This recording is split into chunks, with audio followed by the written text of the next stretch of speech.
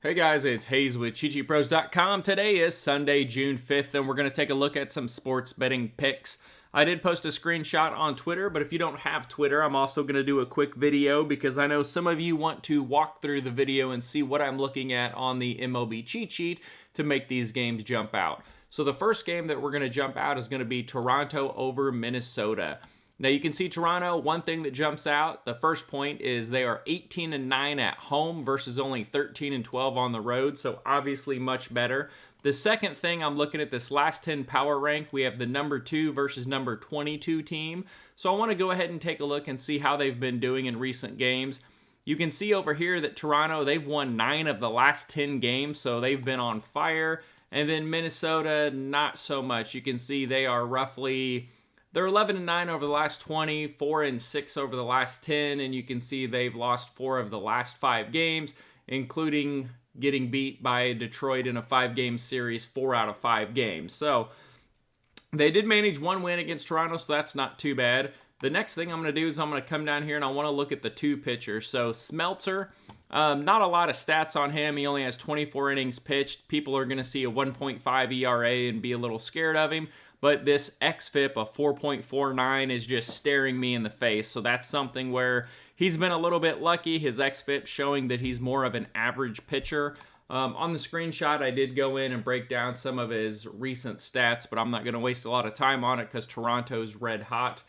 Over here at Kevin Gausman. Kevin Gausman's on fire. He's got a 2.51 ERA, 107 whip, and he's allowing a 250 batting average. Both bullpens about the same. Toronto is just clearly the hotter team right now. You can see we've got 4 guys graded in the red for the hitters, so it's a Sunday, so make sure they're not out of the lineup or getting a day off, which I don't think they should be. Also, this Alejandro Kirk is absolute fire. If you're playing fantasy, he's only 4,200. He also gets a red grade of 100 for us. He has a 13% strikeout rate, which is very low, and he's batting .307. When we come over here, we look at the Minnesota lineup. They've been good. No one with a grade over 90. So they're just kind of mediocre. And here at the bottom half of the lineup, I see some huge strikeout rates. 34%, 32%, 33%. And Gausman's been just absolute fire recently. So the first game we're going to go with is Toronto over Minnesota. Now we're going to parlay this with another game, Houston. So you can take Toronto and Houston and parlay them together straight up, and it pays even money. So I would say put a unit or 2 on those 2 parlayed straight up. If you want less risk and more reward, then you can go ahead and take a run line on one of them. I would probably prefer to take a Toronto run line. They're doing a little bit better than Houston. Houston's playing a lot of close games. For me, I just parlayed them straight up, put 2 units on it, and that was my first bet of the day. Looking at this game, we have 17 versus 25 in the last 10 power rankings. Kansas City did manage to win last night 6-0, but you can see they're only 9-16 at home, and overall they're only 17-34. Prior to that, they had lost 5 straight games here to Cleveland, Minnesota, and then 10-3 to Houston. So I think Houston can easily get out and get a win tonight, especially after they took a loss last night. Looking at the lineups, Kansas City, I live in Kansas City. I'm very familiar with them, so I won't waste a lot of time. They're kind of mediocre. They've got some good players. Bobby Witt looks like a good rookie. Benintendi's batting .328. Witt's starting to pick it up. But when you get to the bottom 5 of the lineup, you know, they're really struggling, so I'm not really worried about them. And you can see our grade for them is low-mid. They're in the blue, so not very well. And then over here, you can see Houston's kind of up and down. They do have Yordan Alvarez, who grades out at 121, which is massive.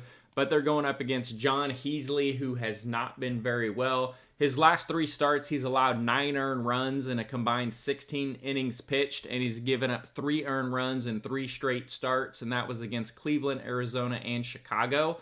So I think they can easily put some runs on the board against him. But when we come over to the other side, Framber Valdez is absolutely amazing.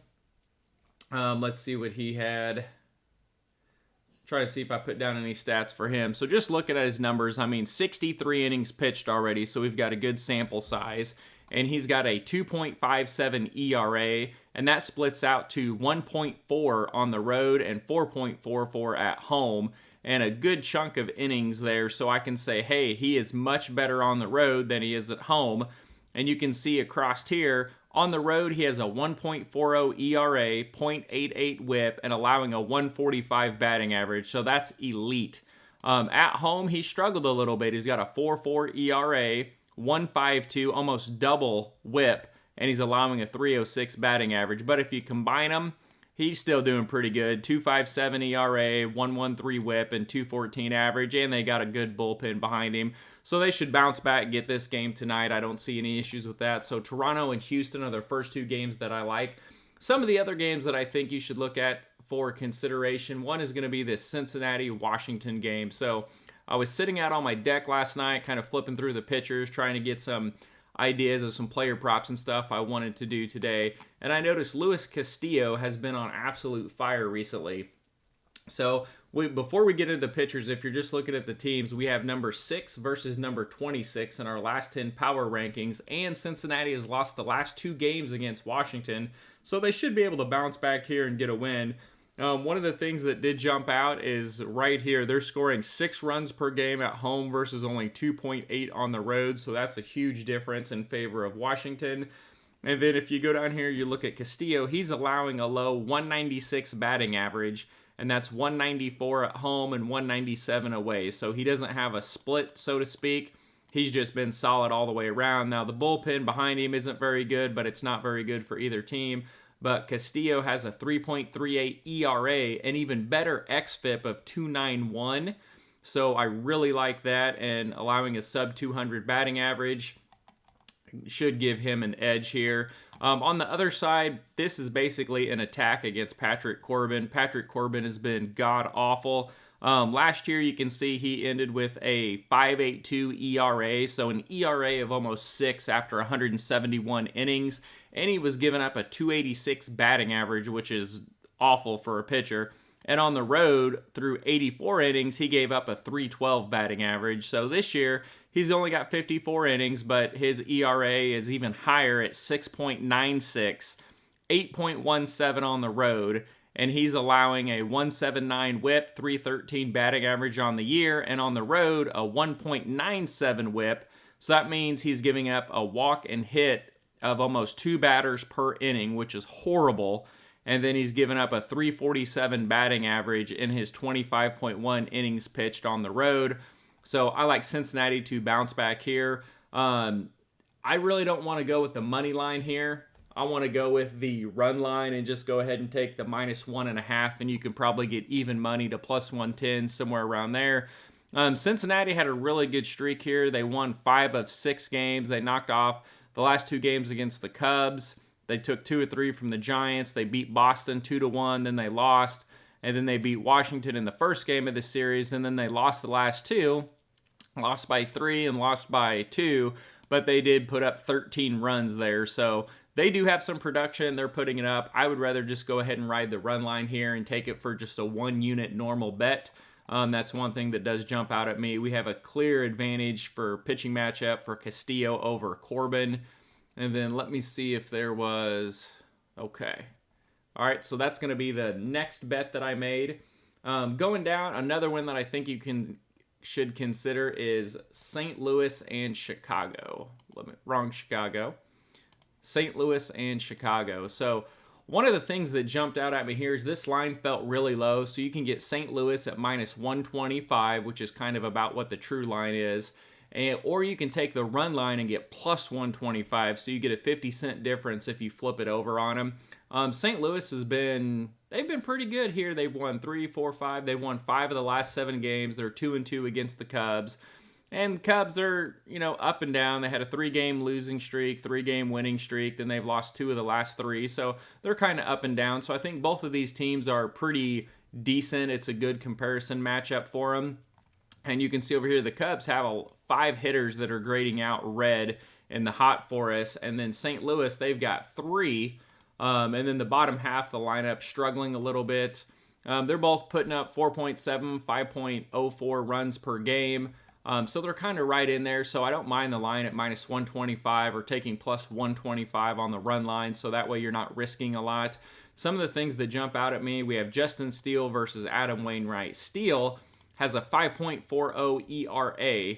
Now, he has a much better 3.82 xFIP, but we could say he's about a 4.45 ERA pitcher, so he's about average. His whip is really high, so St. Louis could get to him. I would make sure that Goldschmidt and Arenado are in the lineup because it is a Sunday. They could get the day off. Steele does have a good split at home, so that's one thing to be aware of. It is a 4.38 ERA and xFIP, but it's a 2.05 batting average, so his BABIP's been much better at home with a 1.38 whip. But Steele is a mediocre pitcher. That's kind of where I'm going to put him. He's flashed some good games. One of the notes I put over here on the screenshot. So he allowed 10 earned runs in his last 2 starts, and that was against Milwaukee and Cincinnati, and it only lasted a combined 7 innings. But he did flash upside with 11 innings pitched, only 1 earned run allowed, and 19 strikeouts, but that was back-to-back games against a poor Arizona team. And then Wainwright, he's only allowed 0, 3, 1, 2, and 0 earned runs in his last 5 starts. So I definitely like Wainwright here much better. He's got a 2.75 ERA, allowing a 2.29 batting average. So a clear edge for the pitching over to Adam Wainwright. One of the things that did jump out at me when you get into these little stats up here and you dig in, look at this one right here. So what I do is I split their home and away stats, right-handed versus left-handed pitching, and I got tired of looking, so I put this little today thing that pops up who they're facing. So today they're facing a left-handed pitcher, but look how much better St. Louis stats are. 25 and 19 versus righties, that's fine. 6 and 4 versus lefties, nothing that jumps out there. But our WRC plus goes from 103.5 to 128.4 versus lefties, so huge bump. WOBA 313 to 350, average 249 to 275, and strikeout rate still pretty good, about the same. So St. Louis does really good versus left-handed pitching. Only 11 at-bats, so I'm not really worried about that. But St. Louis is the third game I think you can take a look at. And then these last 2 games are basically run lines that we can get plus money on that I think are worth a shot. And the first one is going to be Philadelphia and the Angels. So when we're looking at Philadelphia and LAA, the Lost Angels here, my God, they've lost 10 games in a row. And then Philly has won 3 games in a row, and I don't think the line is big enough here. The Angels have fell to 30th, so dead last in our last 10 power rankings. They're scoring an average of 3 runs per game over the last 2 weeks, which is 29th in the MLB. Philly's decent. They're mediocre, 11th in runs per game, 14th in our power ranking, so not too bad. But what I really want to focus on is, like, look at these last 5 games here. So the Angels have been beat 7-2, 10-0, 2-1, 6-1, 9-1. And so let's see, I made a note here. So they've been outscored 34-5 over the last 5 games. And I can get a Philly run line minus 1.5 that pays plus 165. Like, why would you not take that? Without even looking at the pitchers, I'm going to take a shot on that. And I mean, look at Philly's lineup. We've got a ton of 1, 2, 3, 4. We got 5 red graded hot hitters. So without even looking at the pitching, I'm going to take Philly plus 165. That's just stupid to get that much money on a team that's doing this bad right now. And if it loses, hey, 165, we only need to win that probably 35% of the time, so that's good for me. Kyle Gibson, he's been really good, a 3.83 ERA, and I love his split here. At home, he has a 2.37 ERA versus 5.7 on the road, so clearly much better at home. His xFIP also indicates that would be accurate. And then his whip goes from 0.82 at home, which is elite, to 1.69 on the road, so really good at home. And then batting average allows a 289 on the road and only a 206 at home. So his his home numbers are really good. Both bullpens are within 5 of each other, so not really worried about that. Gibson has been on fire recently, so we like that. His last 7 starts, 6 of them he's allowed 2 earned runs or less. And then the one he did, it was against a solid team, but I didn't write down who that was. Sandoval's been decent. He's got a 2.70 ERA, so this looks like an even matchup, but his xFIP is 3.82.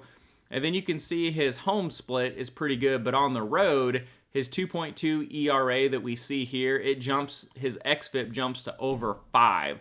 So that means he is more of a mediocre pitcher on the road with an xFIP of 5. So his ERA would be in that 4.5 to 5 range.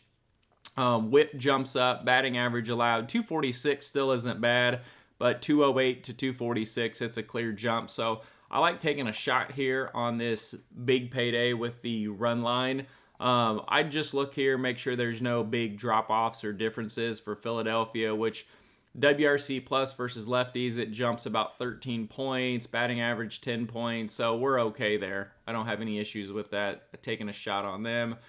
And then the last game we're going to talk about is Boston and Oakland. So typically what I do is I look at all the pitchers, I look at their last 5 to 7 starts, and then I flip through this and I look at all the data on here and I kind of write down a little cheat sheet of what I like on the games.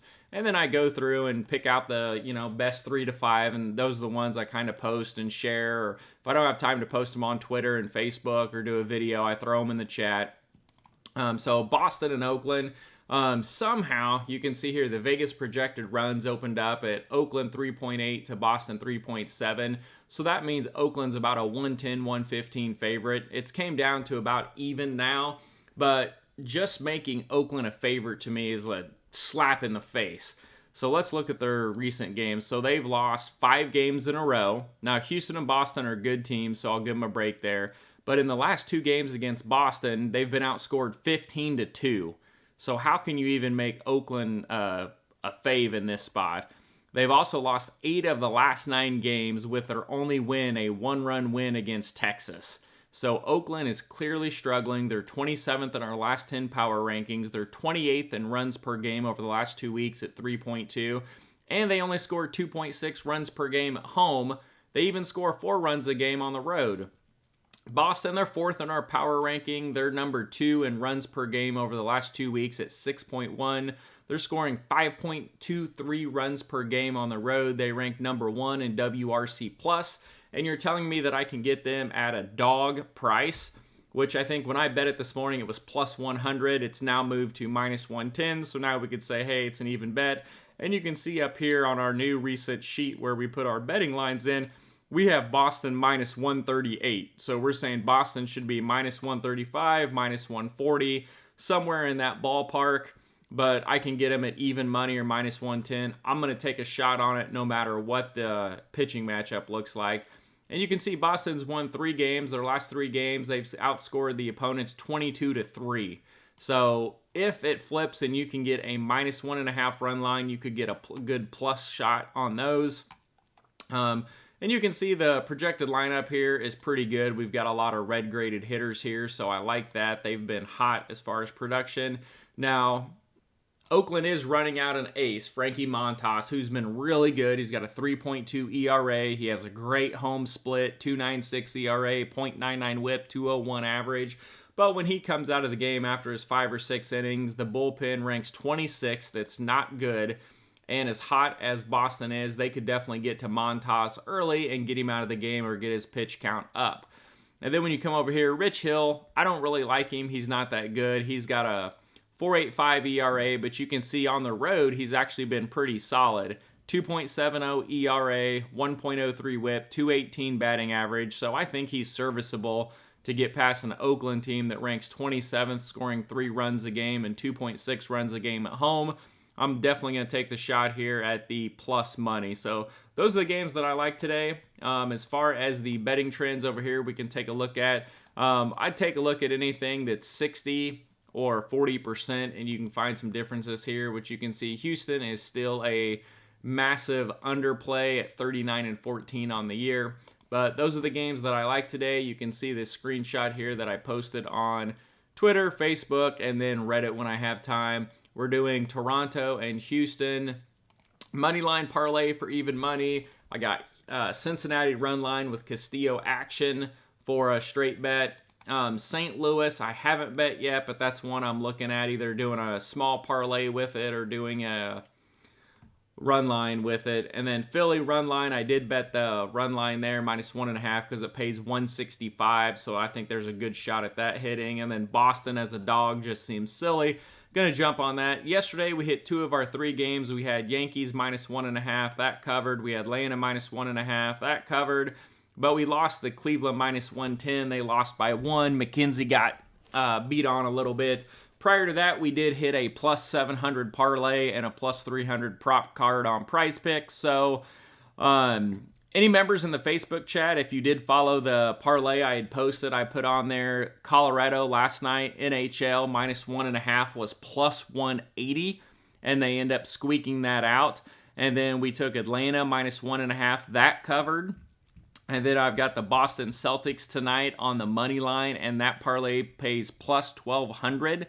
So if you followed it, you can cover it up at this point or go ahead and write it out. Anyways, that'll be a fun one to watch. Good luck, guys, and have a good day.